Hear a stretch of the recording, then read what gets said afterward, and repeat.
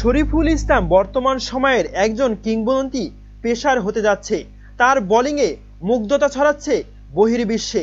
শরীফুল বর্তমান দলের শীর্ষ বোলার মনে করছেন বাংলাদেশের ক্রিকেট বিশ্লেষকরা এবং সাবেক কোচ সালাউদ্দিন স্যার এবং মিনহাজুল আবেদিন ফাহিম। অনেক প্রথম এর প্রজন্ম দেওয়া নিউজিল্যান্ড সফরটা অবশেষে শেষ করেছে বাংলাদেশ। টি-20 সিরিজের তৃতীয় ও শেষ ম্যাচে 20টি আইনে কিউইদের কাছে 17 রানে হেরেছে টাইগাররা। এর ফলে সিরিজ শেষ হয়েছে 1-1 সমতায়। তবুও এই সফরে প্রাপ্তির জায়গাটা অনেকটাই বেশ মলিন। টি-20 সিরিজে 6 উইকেট তুলে সিরিজ সেরা হয়েছেন বাংলাদেশের শরীফুল ইসলাম। এছাড়া ওয়ানডে সিরিজেও 6 উইকেট তুলে নিয়েছেন। 2 সিরিজে সর্বোচ্চ উইকেট শিকারী বাংলার বাঘ শরীফুল। সিরিজ জুড়ে তার দারুণ বোলিংয়ে মুগ্ধ হয়েছেন সকলে। এবার প্রধান কোচ এবং ক্রিকেট বিশ্লেষক এবং সাবেক কোচ মিনহাজুল আবেদিন ফাহিম এবং হাতুড়ি সিংহে প্রশংসা করেছেন শরীফুলের এবং বিশ্ব ক্রিকেটের বিশ্লেষকরাও বলেছেন শরীফুল খুব শীঘ্রই বাংলাদেশ ক্রিকেটের কিংবদন্তি পেসার হয়ে যাবেন। তৃতীয় টি-20-র পর সংবাদ সম্মেলনে শরীফুলের পারফরমেন্স প্রসঙ্গে হাতুড়ি সিং বলেন, আমার একটা ড্রেসিং রুমে আলোচনা করেছিলাম। শরীফুল আমাদের হয়ে দুর্দান্ত বোলিং করেছে 3 ফরম্যাটেই।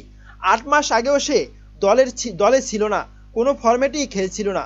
এখন সে আমাদের দলের শীর্ষ বোলার। আসলে সে দারুণ খেলেছে। নিউজিল্যান্ডের কন্ডিশনে পেস এবং বাউন্স সামলানোর ব্যাপারে হাতুড়ুর ভাষ্য এবং নাজমুল হোসেন শান্তর ভাষ্য আমরা বলেছি যে তবে আমরা কিন্তু স্পিনের বিপক্ষে খুব বেশি ভালো করিনি।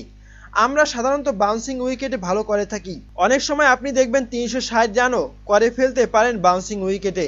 ব্যাটাররা এখানে বেশ ভালো করেছে। বোলারদের কথাও বলতে হবে। শরীফুল, তরুণ, তানজিম হাসান, সাকিব, মুস্তাফিজুর রহমান সবাই এখানে বোলিং করাটা উপভোগ করেছে। আমি মনে করি এখানে আমরা বেশ ভালোভাবে মানিয়ে নিয়েছি। সিরিজের শেষ ম্যাচে হারায় টি-20 সিরিজে 1-1 ড্র হয়েছে। এর আগে ওয়ানডে সিরিজে 2-1 ব্যবধানে হেরেছি আমরা। তবে আমাদের প্রাপ্তির জায়গাটা অনেকটাই, কারণ শরীফুল ইসলাম বর্তমান সময়ে দুর্দান্ত বোলিং করেছে এবং সে দুর্দান্ত একজন পেসার। তার পেস এবং বাউন্সে খুব গতি আছে। তবে খুব শীঘ্রই শরীফুল ইসলামকে নিয়ে আমরা বিশ্বের দরবারে মাথা উঁচু করে দাঁড়াতে পারবো। প্রিয় দর্শক, আপনি কি মনে করেন শরীফুল ইসলাম বর্তমান সময়ে বিশ্বের একজন কিংবদন্তি পেসার হতে চলেছে? এ বিষয়ে আপনার কি মতামত জানাতে পারেন কমেন্ট করে কমেন্ট বক্সে। একসময় যে মুস্তাফিজুর রহমান বাংলাদেশ দলকে নেতৃত্ব দিতেন পেস আক্রমণে, সেই নেতৃত্ব দিচ্ছেন এখন শরীফুল ইসলাম। তাসকিন আহমেদ ইনজুরির কারণে এখন দলের বাইরে রয়েছে, আর তাই শরীফুল এখন নিজেকে প্রমাণ করার চেষ্টা করছেন। প্রিয় দর্শক, আপনি কি মনে করেন শরীফুল ইসলাম বর্তমান সময়ের একজন ভালো পেসার হতে চলেছে এবং সে খুব শীঘ্রই বিশ্বের দরবারে মাথা উঁচু করে দাঁড়াবে এবং বাংলাদেশকেও দাঁড় করাবে নিজের সেই চেনা পরিচয়ে? আপনার মতামত জানাতে পারেন কমেন্ট করে কমেন্ট বক্সে। ধন্যবাদ।